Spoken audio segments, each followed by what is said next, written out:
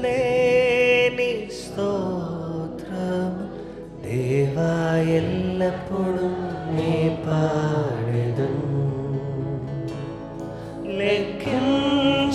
లెక్కించలేని స్తోత్రం దేవా ఎల్లప్పుడూ నీ పాడెదను దేవా ఎల్లప్పుడూ నీ పాడెదను ఇంతవరకు నా బ్రతుకులో ఇంతవరకు నా బ్రతుకులో నీవు చేసిన మేళ్ళకై లెక్కించలేని స్తోత్రము దేవా ఎల్లప్పుడూ నీ పాడెదను లెక్కించలేని స్తోత్రము దేవా ఎల్లప్పుడూ నీ పాడెదను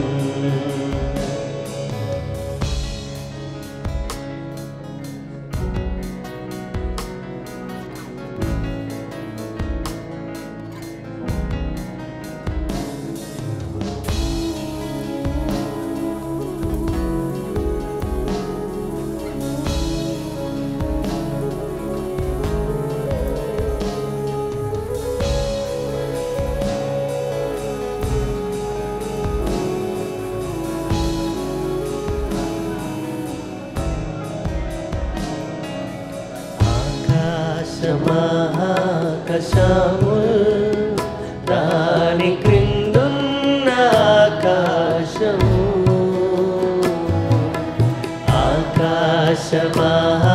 ఆకాశముల్ దాని క్రిందున్న ఆకాశము భూమిలో కనబడువన్నీ ప్రభువా నిన్నే భూమిలో కనబడువన్నీ ప్రభువా నిన్నే కీర్తించు లెక్కించలేని స్తోత్రము దేవా ఎల్లప్పుడూ నీ పాడెదను లెక్కించలేని స్తోత్రము దేవా ఎల్లప్పుడూ నీ పాడెదను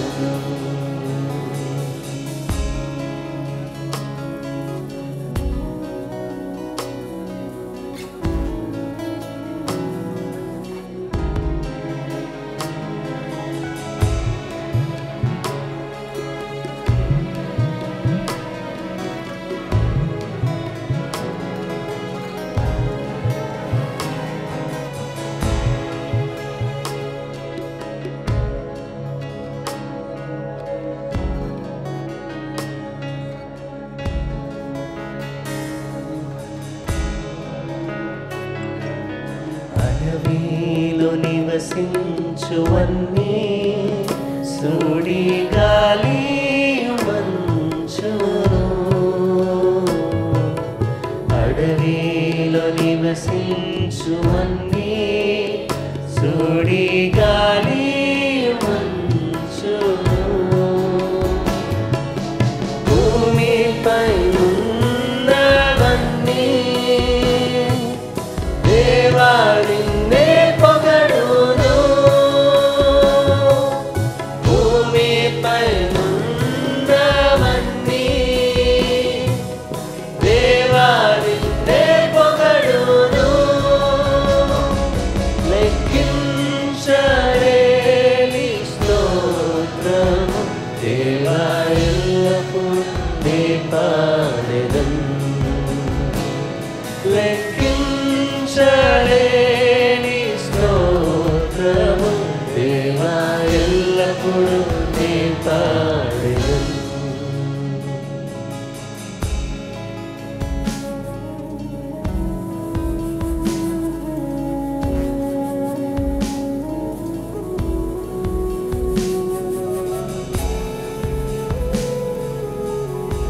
యేసయ్యా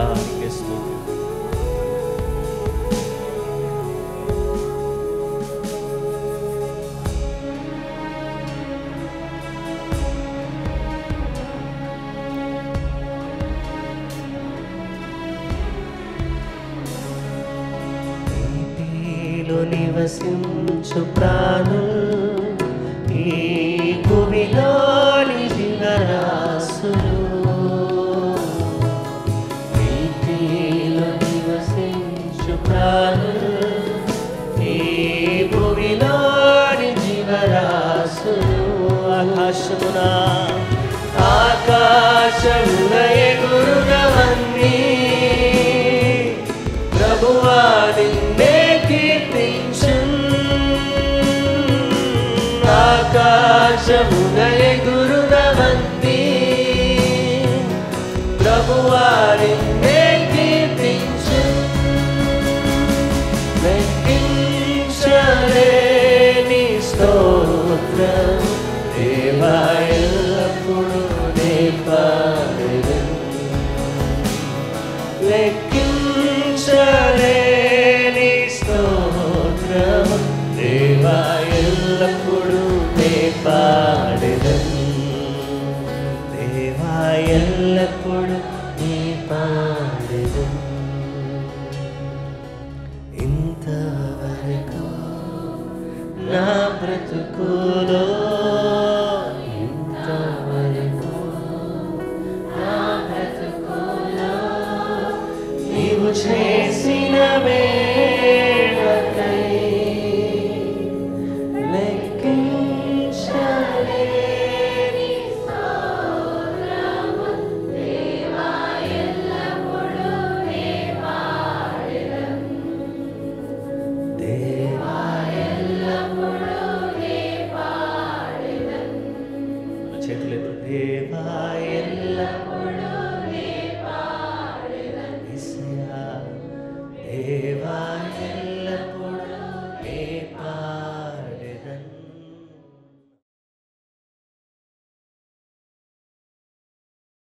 క్రీస్తునందు ప్రియమైన సహోదరి సహోదరులారా, ప్రభువైన యేసుక్రీస్తు నామములో ఈరోజు ఈ ప్రార్థనా పోరాటంలో మనం అందరం కూడా దేవుని స్తుతించి ఆరాధించే అవకాశం దేవుడిచ్చాడు.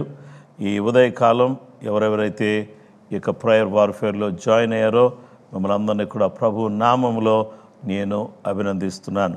కృపగల దేవుడు, దయగల దేవుడు మీకు మీ కుటుంబాలకు తోడుగా ఉండాలని నేను కోరుతున్నాను, ప్రార్థిస్తున్నాను.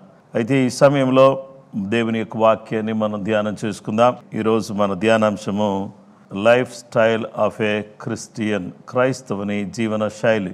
ఈ life style of a Christian, క్రైస్తవుని జీవన శైలి అనేటటువంటిది మనం ఆలోచన చేసినట్లయితే 119వ కీర్తన 25వ వచనం నుండి 32వ వచనం వరకు మనం చదువుకుందాం.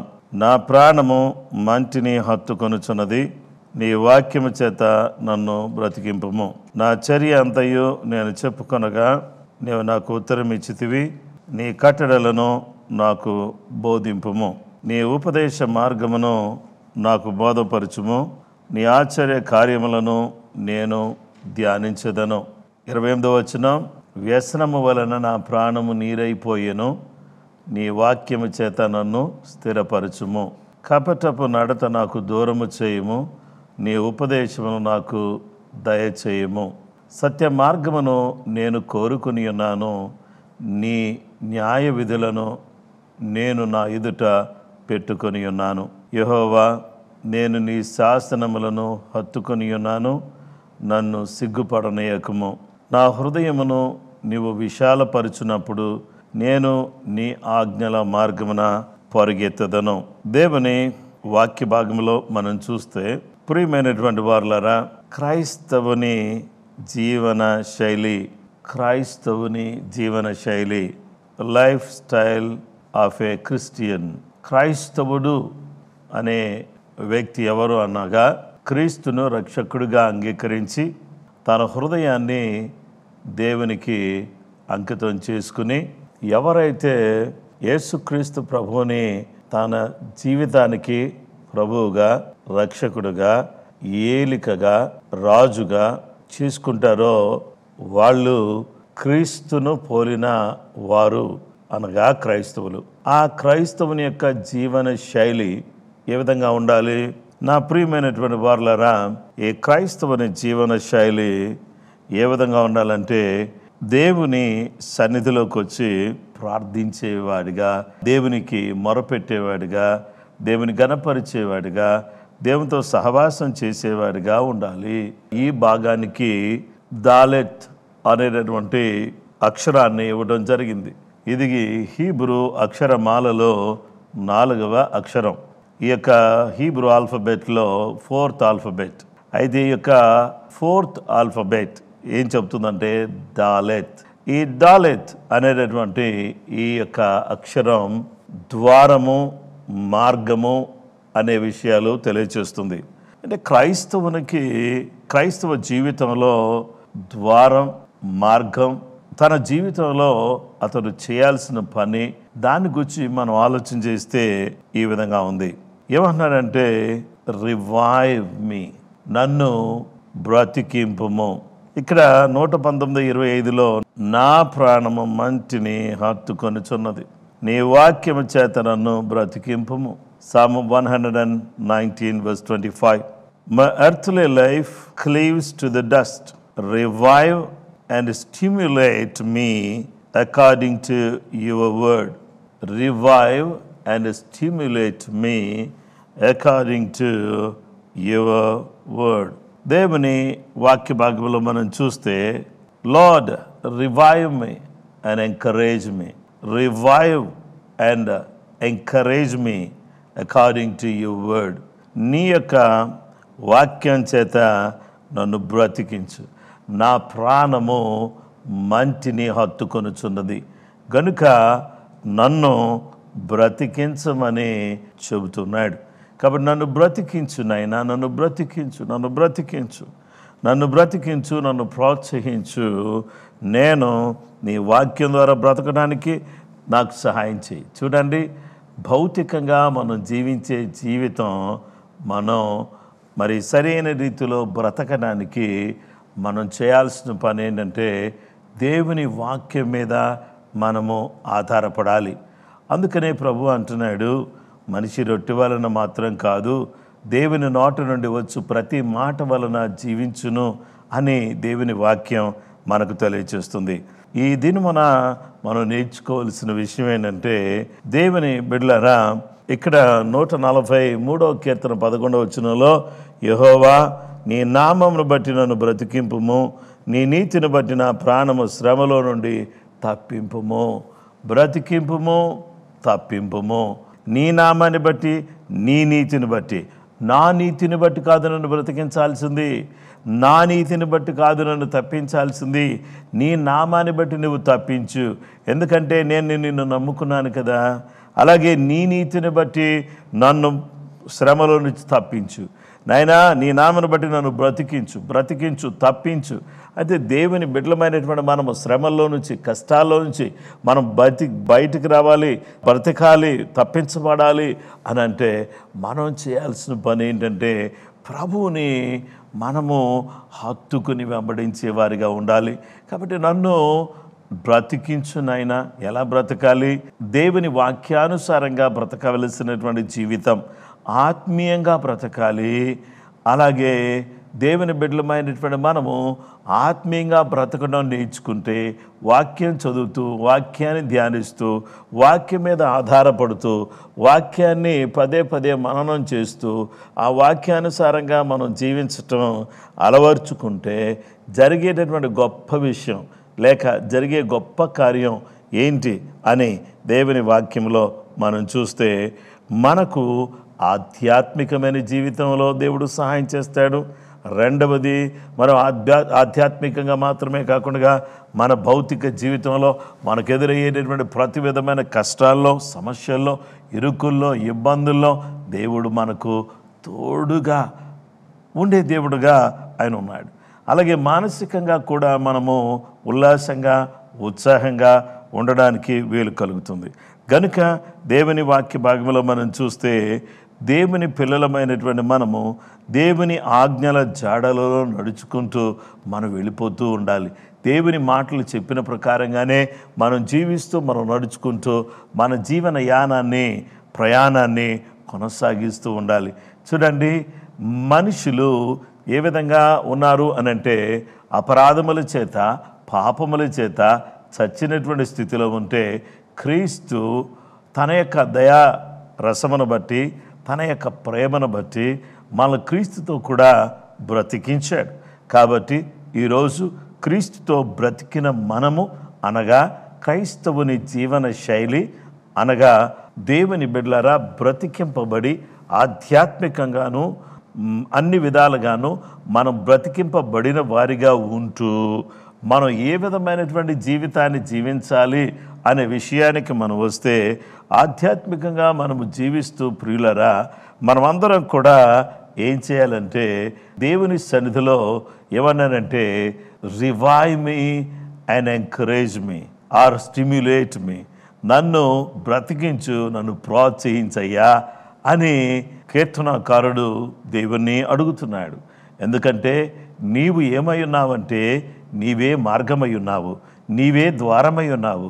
కాబట్టి నేను బ్రతికించబడాలి అని అంటే నీ నీతిని బట్టి, నీ నామాన్ని బట్టి, నీ కృపను బట్టి నన్ను బ్రతికించు ప్రభువా అని దేవుని సన్నిధిలో మనం ప్రార్థన చేయవలసిన వారు ఉన్నాం. చేయాల్సినటువంటి మరొక అద్భుతమైన ఆశ్చర్యమైనటువంటి విషయం ఏంటంటే మనము ధ్యానించాలి. ధ్యానించుట, మెడిటేట్. దేవుని బిడ్డలమైనటువంటి మనం 119వ కీర్తన 27వ వచనాన్ని నేను చదువుతున్నాను. నీ ఉపదేశ మార్గమును నాకు బోధపరచుము, నీ ఆశ్చర్య కార్యములను నేను ధ్యానించెదను. నేను నీ ఆశ్చర్య కార్యములను ధ్యానించెదను, వాటిని గురించి మాట్లాడేదను. ధ్యానించెదను, మాట్లాడేదను, ధ్యానించెదను, మాట్లాడేదను. దేవుని ప్రభావాన్ని గురించి మనం తెలుసుకోవడానికి 145వ కీర్తన 5-6 వచనాల్లో మహోన్నతమైన నీ ప్రభావమును, నీ ఆశ్చర్య కార్యములను నేను ధ్యానించెదను, నీ భీకర కార్యముల విక్రమమును మనుషులు వివరించెదరు, నేను నీ మహాత్యమును వర్ణించెదను. ఇక్కడ గమనించాల్సిన విషయం ఏంటంటే సహోదరి సహోదరులారా, దేవుడు చేసిన ఆశ్చర్య కార్యాలు బైబిల్ గ్రంథంలో ఆది కాండము నుండి ప్రకటన గ్రంథం వరకు కూడా అత్యంత స్పష్టంగా దేవుడు తన ఆశ్చర్య కార్యాలను మన కొరకు రాసిపెట్టాడు. అయితే వాటిని మనం చదువుకోవడం ద్వారా దేవుని ఆశ్చర్య కార్యాలను మనం ధ్యానం చేయొచ్చు. ఇక రెండవ విషయం ఏంటంటే మన జీవితంలో కూడా ఎన్నో ఆశ్చర్య కార్యాలు చేశారు. మానవులమైనటువంటి మనము మన కొరకు దేవుడు చేసిన కార్యాలను మనం ఏం చేయకూడదంటే మరిచిపోయేవారుగా ఉండకూడదు. ఆయన ఆశ్చర్య కార్యములను మనం ఏం చేయాలంటే ధ్యానించాలి. కొన్నిసార్లు కొన్ని కుటుంబాల్లో కీడు, ఉపద్రవం, అలాగే నష్టము, మరణము, ఎంతో భయంకరమైనటువంటి పరిస్థితులు ఏర్పడి ఉండవచ్చు. అయినప్పటికి కూడా దయగల దేవుడు, ప్రేమగల దేవుడు గాఢంధకారపు లోయలో మనము సంచరించిన ఏ అపాయమునకు భయపడకుండా ధైర్యంగా నిలబడడానికి, ఆ పరిస్థితిని ఎదుర్కోవడానికి దయామయుడైన దేవుడు మనకు సహాయం చేశాడు కదా. ఇలాగూ దేవుడు మనకు సహాయం చేసిన కారణం చేత, దేవుడు మనకు అనేక రీతులుగా తన యొక్క కృప మనకు అనుగ్రహించిన కారణం చేత దేవుని యొక్క దివ్యమైనటువంటి సన్నిధిలో ఆయన పిల్లలమైనటువంటి మనమందరం కూడా దేవుని ఆశ్చర్య కార్యములను ధ్యానం చేయాలి. నా మట్టుకు నేను, మీ మట్టుకు మీరు, ఎవరి మట్టుకు వారు, ఎవరి కుటుంబంలో దేవుడు చేసిన ఆశ్చర్య కార్యాలన్నింటినీ తలపోసుకుంటూ దేవుని మహా గొప్ప నామాన్ని మీరు అందరూ కూడా ఏం చేయాలని కోరుతున్నానంటే మహిమపరచాలని కోరుతున్నాను. దేవుని బిడ్డలారా, దేవుని ఆశ్చర్య కార్యాలు మనం ధ్యానం చేసినప్పుడు, ఆశ్చర్య కార్యాలు దేవుని వాక్యాన్ని ధ్యానం చేస్తున్నప్పుడు ఏం జరుగుతుందంటే మన జీవితంలో మూడవ అనుభవంలోకి మనం వచ్చే అవకాశం ఉంది. దేవుని బిడ్డలమైనటువంటి మనము దేవుని దగ్గర ఏమడిగామంటే, దేవా మమ్మల్ని బ్రతికించు, నీ నామాన్ని బట్టి, నీ నీతిని బట్టి మమ్మల్ని బ్రతికించు అని అడిగాం కదా. ఆ తర్వాత ఇప్పుడు ఆయన పిల్లలమైనటువంటి మనము ఆయన ఆశ్చర్య కార్యాలను, అద్భుతమైన కార్యాలను గత నెలలోనూ మన జీవితంలోనూ దైవ గ్రంథంలోనూ అనేక మంది భక్తుల కొరకును, మన కొరకును, మన పిల్లల కొరకును, మన కుటుంబం కొరకు, మన కుటుంబాల్లో దేవుడు చేసిన ఆశ్చర్య కార్యాలన్నిటినీ కూడా మనము ఎరిగిన వారమై, తెలుసుకున్న వారమై కృపామయుడైన దేవుని మహిమపరుస్తూ ఆయన నామాన్ని ఘనపరుస్తూ బ్రతకవలసినటువంటి వారిగా మనం ఉన్నాం. ఇక మూడవది, ఈ ధ్యానములో కొన్ని విషయాలు బయటపడతాయి. ఏం బయటపడతాయంటే మన జీవితంలో ఉండకూడనివి, మన జీవితంలో అవి ఎంత మాత్రం కూడా ఉండకూడని కొన్ని విషయాలు బయటపడతాయి. బయటపడినప్పుడు మనం దేవుని ఏమడగాలంటే రిమూవ్, తొలగించుట. Lord remove. దేవుని వాక్య భాగంలో మనం చూస్తే, నాయనా నీ వాక్యాన్ని ధ్యానిస్తున్నాను, నీ ఆశ్చర్య కార్యాలు ధ్యానిస్తున్నాను. ఇప్పుడు నాకేమనిపిస్తుందంటే 119వ కీర్తన 29వ వచనం 30వ వచనంలో క్రైస్తవుని జీవన శైలి ఏ విధంగా ఉండాలి అని అంటే, దేవుని బిడ్డలారా నన్ను బ్రతికించు, నన్ను ఉజ్జీవింపచేయి అని చెప్పి దేవుని అడగాలి. రెండవది, దేవుని వాక్యాన్ని పదే పదే పదే పదే నిత్యము ధ్యానించాలి. ఇక మూడవదిగా క్రైస్తవుని జీవన శైలిలో మూడవది మనం ఏం చేయాలంటే 119వ కీర్తన 29, 30 వచనాల్లో కపటపు నడత నాకు దూరము చేయుము, నీ ఉపదేశమును నాకు దయచేయము. 30వ వచనం, సత్య మార్గమును నేను కోరుకొని ఉన్నాను, నీ న్యాయ విధులను నేను నా ఎదుట పెట్టుకొని ఉన్నాను. అసత్య మార్గాన్ని, కపటపు నడతను, సరైన నడత కాకుండా కపటంగా నడుచుకోవడం, వేషధారణతో కూడా ఉండడం, సరైన రీతిలో నమ్మకత్వం లేకపోవడం, సరి అయినటువంటి రీతిలో పని చేయకపోవడం, ఇలాంటి సరి అయినటువంటి విధానాలు కావన్నమాట. ఇవన్నీ కూడా కపటపు నడత అంటే హిపోక్రసీ. దేవా రిమూవ్ హిపోక్రసీ ఫ్రమ్ మీ, నా దగ్గర నుంచి ఈ యొక్క వేషధారణ తీసివేయి, నీ ఉపదేశం నాకు దయచేయి ప్రభువా, నా దగ్గర నుంచి కపటపు నడత తీసేసి సత్య మార్గంలో నన్ను నడిపించు. కపటపు నడత, ఈ కపటపు నడత నా జీవితంలో నేను కలిగినటువంటి వ్యక్తిగా నేను ఉండడానికి నాకు ఎట్టి పరిస్థితుల్లో కూడా ఇష్టం లేదు. ఈ కపటాన్ని, ఈ యొక్క వేషధారణను తీసేసి సత్య మార్గంలో నన్ను నడిపించు ప్రభువా అని మనం దేవుని దగ్గర ప్రార్థన చేయవలసిన బిడ్డలుగా మనం ఉన్నాం. ఎప్పుడైతే మనము తొలగించు అని చెప్పి దేవుని అడుగుతామో, నెక్స్ట్ దేవుడు మన జీవితంలో చేసే గొప్ప కార్యం ఏంటంటే, దేవుని బిడ్డలారా సత్య మార్గములో మనం నడిపించేటటువంటి గొప్ప దేవుడుగా ఆయన మనకు కనబడుతున్నాడు. కాబట్టి ఈ దినాన్న ఈ ఉదయకాలం మనం ఆలోచన చేస్తే నాలుగో విషయాన్ని మనం ఆలోచన ఎప్పుడైతే మనం తొలగిస్తామో, చూసారా, మనం బ్రతికించు ప్రభువా అని మనం దేవుని అడిగాం కదా. రెండవది, ఆయన వాక్యాన్ని, ఆయన కార్యాలను మనం ధ్యానిస్తున్నాం.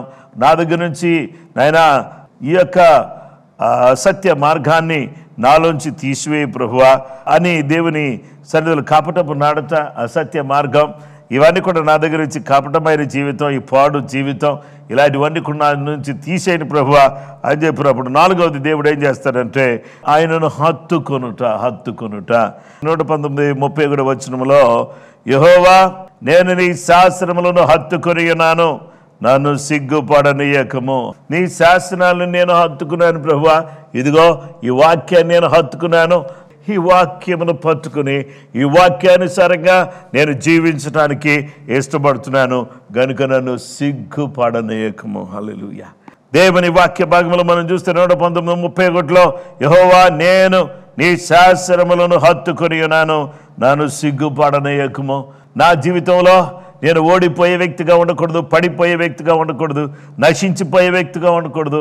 ఓ దేవా, నేను ఎట్టి పరిస్థితుల్లో కూడా ఓడిపోయేవాడిగా, పడిపోయేవాడిగా, పతనమైపోయేవాడిగా నేను ఉండకూడదయ్యా, నీ శాసనాలు నేను హత్తుకున్నాను అని చెప్పేసి అని కీర్తనాకారుడు చెబుతున్నాడు. I cleave to your testimonies, O Lord put me not to shame. నేను నీ వాక్యాన్ని నమ్ముకున్నాను కదా, నేను నీ వాక్యాన్ని నేను హత్తుకున్నాను, నీ వాక్యాన్ని నమ్ముకున్నాను, నీ వాక్యాన్ని హత్తుకున్నాను, నీ వాక్యాన్ని ముందు పెట్టుకున్నాను, నీ వాక్యాన్ని ధ్యానిస్తున్నాను, నీ వాక్యం నా హృదయంలో ఉంచుకున్నాను. Cleave the word of God. దేవుని యొక్క వాక్యాన్ని హత్తుకుందాం. దేవుని వాక్యాన్ని ఎన్ని పరిస్థితులు ఎదురైనా, ఎలాంటి స్థితిగతులు మనకు ఎదురైనా, దేవునికి స్తోత్రం. దేవుని బిడ్డలారా, వాక్యాన్ని గట్టిగా పట్టుకుందాం, వాక్యం చదువుదాం, పదే పదే చదువుదాం. ఎప్పుడైతే వాక్యాన్ని హత్తుకుంటామో నెక్స్ట్ ఫేజ్లోకి మనం వస్తాం. 5వ విషయం ఏంటంటే దేవునికి స్తోత్రం, పరిగెత్తుట, రన్. దేవుని బిడ్డలమైనటువంటి మనం దేవుని వాక్య భాగంలో మనం చూస్తే 119వ కీర్తన 32వ వచనాన్ని మనం గమనించినట్లయితే, నా హృదయమును నీవు విశాలపరుచున్నప్పుడు నేను నీ ఆజ్ఞల మార్గమున పరుగెత్తెదను. 119వ కీర్తన 32వ వచనములో, దేవుని బిడ్డలారా, నా హృదయమును నీవు విశాలపరుచున్నప్పుడు నేను నీ ఆజ్ఞల మార్గమున పరుగెత్తెదను. I will not merely walk but run the way of your commandments when you give me a heart that is willing. దేవా, నీవు నాకు అనుగ్రహించినటువంటి నీ యొక్క వాక్యాన్ని బట్టి నా హృదయమును నీవు విశాలపరుచున్నప్పుడు, నా హృదయానికి నాయన నీవు ఇష్టత పుట్టించి అన్నప్పుడు నేను నీ ఆజ్ఞల మార్గమున నేను నడవడం మాత్రమే కాదు, ఏదో అలా నడుచుకుని వెళ్ళడం కాదు, నేను పరిగెత్తుతాను నీ ఆజ్ఞల మార్గంలో పరిగెత్తాను. అది క్రైస్తవుని జీవన శైలి. దేవుని యొక్క ఆజ్ఞల మార్గంలో పరిగెత్తేటటువంటి వారిగా మనం ఉండాలి. అందుకనే కీర్తనకారుడు ఈ యొక్క డాలిత్, ఈ యొక్క దైవికమైనటువంటి మార్గము, ద్వారము, ఆ ద్వారములో ప్రవేశించినటువంటి వ్యక్తి, యేసయ్య మార్గంలో ప్రవేశించిన వ్యక్తి ఏమంటాడంటే, నన్ను బ్రతికించు, నీ నామాన్ని బట్టి, నీ నీతిని బట్టి నన్ను బ్రతికించు, రివైవ్, నన్ను బ్రతికించు.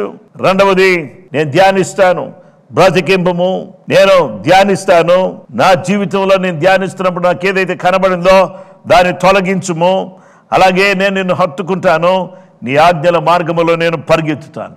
దేవుని బిడ్డలమైనటువంటి మనమందరం కూడా దేవుని సన్నిధిలో, అయ్యా నన్ను బ్రతికించు, నన్ను ఉజ్జీవింపచేయి, నీ వాక్యాన్ని ధ్యానించే వ్యక్తిగా నా జీవితంలో నీ కృప చూపించు. నా జీవితంలో ఉన్నటువంటి ఏ విధమైనటువంటి చెడైనా సరే నేను తొలగించుకోవడానికి సహాయం చేయి. దేవుని కొరకు పందెములో పరిగెత్తువాడు బహుమానం పొందడానికై పరిగెత్తాడు. కాబట్టి దేవుని పిల్లలమైనటువంటి మనము వెనక్కి తిరిగి చూడకుండా, కుడికి కానీ ఎడమకు కానీ చూడకుండా దేవునికి స్తోత్రం. కొన్నిసార్లు వెనకబడినట్టుగా మనకు కనిపించవచ్చు, కొన్నిసార్లు పడిపోయినట్టుగా, ఇంకా పడిపోయినటువంటి పరిస్థితిలో ఉంటే లేద్దాం. అలాగే ఒకవేళ వెనకబడిపోయానంటే ముందుకు దూసుకుని వెళ్ళడానికి పరుగెత్తుదాం, దేవుని వాక్యాన్ని హత్తుకుందాం. దేవుని వాక్యం యొక్క శక్తిని బట్టి, ఆత్మశక్తిని బట్టి, దేవుని వాక్య ప్రోత్సాహాన్ని బట్టి, దేవుని వాక్యంలో ఉన్నటువంటి ఆ నూతన స్థితిని బట్టి మనం అందరం కూడా ఏం చేద్దామంటే, పరిస్థితుల వైపు చూస్తే సాగిపోలేం, ఆగిపోతాం. పరిస్థితులను చూడకుండా ప్రభువులో మనమందరం కూడా ఏం చేయాలంటే పరిగెత్తవలసినటువంటి వారికి ఉన్నాం. దేవుని బిడ్డలారా, ఈరోజు మన జీవితంలో మనం ఎటు పరిగెత్తుతున్నామో ఒకసారి ఆలోచన చేసుకుని, దేవా నాయనా నీ యొక్క కృపలో నేను పరిగెత్తడానికి సహాయం చేయి, గురి ఎదుకే పరిగెత్తడానికి సహాయం చేయి. క్రైస్తవుని జీవన శైలి ఏ విధంగా ఉండాలి? దేవుని సన్నిధిలో పరిగెత్తేటటువంటి వారికి బహుమానం దేవుడిస్తాడు. అలాంటి బహుమానాన్ని మనం పొందడానికి కృపగల దేవుడు, దయగల దేవుడు తన కృప, తన సమాధానాన్ని మనకు దయచేసేటట్లుగా మనం ప్రార్థన చేద్దాం. Life style of a Christian. నీ నీతిని బట్టి, నీ నామమును బట్టి మమ్మల్ని బ్రతికించండి నాయనా. నీ వాక్యాన్ని ధ్యానించడానికి సహాయం చేయండి నాయనా. ధ్యానించినప్పుడు మా జీవితంలో కపటము, నడత, అపనమ్మిక, అవిధేయత, వేషధారణ, పాపమును తొలగించుకుని నీ వాక్యమును హత్తుకుని నీ ఆజ్ఞల మార్గములో నైనా నడుచుట కాదు నాయనా, పరిగెత్తేటటువంటి వారిగా మేము ఉండడానికి సహాయం చేయండి. గురి దగ్గరికి పరిగెత్తడానికి, విశ్వాసమునకు కర్త వైపు చూస్తూ పరిగెత్తడానికి, ఓపికతో పరిగెత్తడానికి, బహుమానమును పొందుకునేటటువంటి వారిగా పరుగు తీయటానికి, నీ కొరకు పరుగులు పెట్టడానికి, నీ కొరకు బ్రతకడానికి, నీ పనులు చేయడానికి నీ కృప మా అందరికీ దయచేయండి. యేసు నామములో అడుగుచున్నాం తండ్రి, ఆమేన్.